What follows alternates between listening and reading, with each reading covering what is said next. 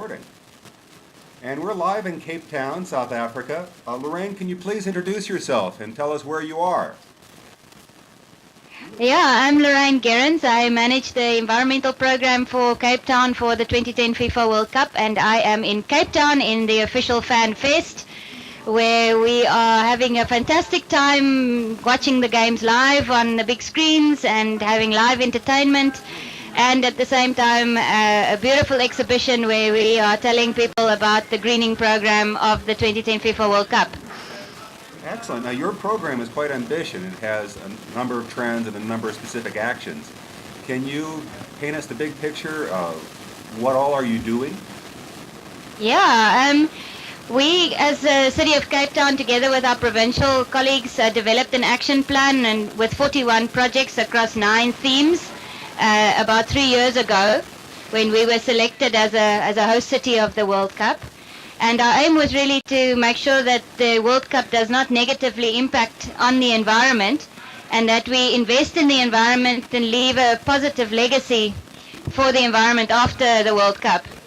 And so we have 9 themes. We focus on issues such as energy and climate change. We look at water conservation, integrated waste management. We have some programs around non-motorized transport and public transport and increased mobility, especially around the World Cup time, because we do have problems with getting the large numbers of fans to move effectively through the city, so we needed to get them onto public transport and get them to walk, which we have very successfully done in the last 2 events we've had here in Cape Town. We've had almost half the fans walking from the city, the 2.5 kilometers to the stadium along our fan walk. So it's something that we're really proud of. It's been a fantastic initiative, and I think it's really got the people of Cape Town out into the streets and walking together and feeling the spirit of togetherness that the World Cup is bringing to our country, and it's very positive.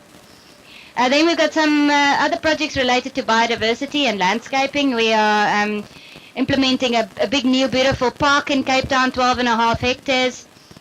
And it's really Cape Town's newest green jewel next to our other green jewel, which is our stadium, our new Cape Town Stadium. It has been built with environmental technologies in mind. Yes, that is it there behind you.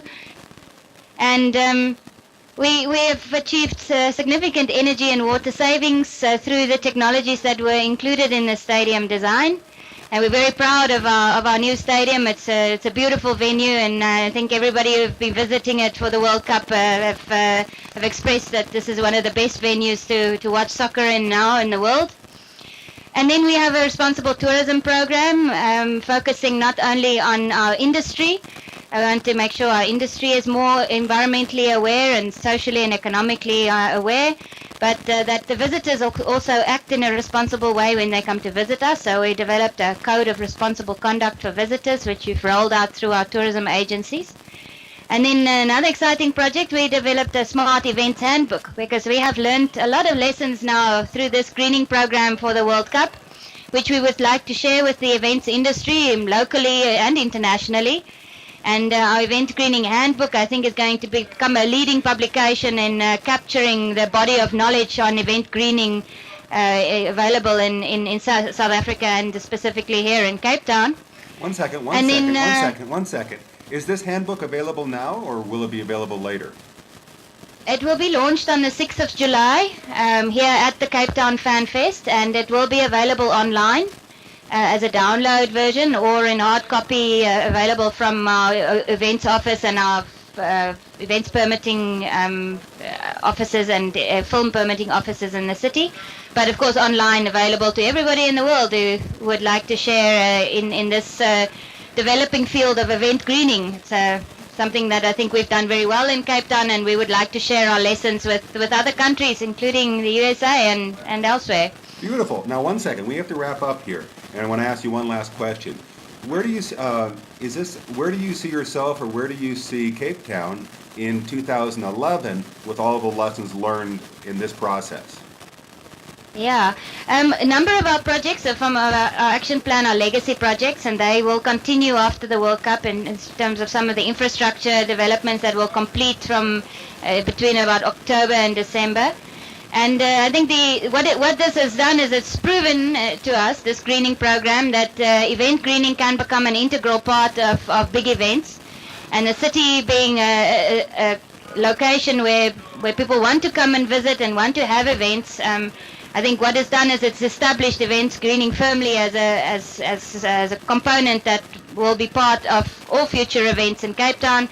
And of course our legacy projects will be there for our citizens and residents and visitors to enjoy going forward. There'll be a new park, all the public transport infrastructure, and so forth. It's going to be there for the long haul. So this is the beginning of the road, not anywhere near the end.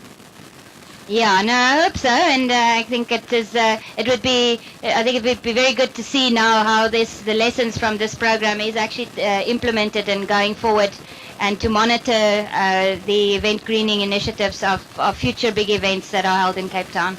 Hey, thank you very much for your time. Thank you to you, and all the best.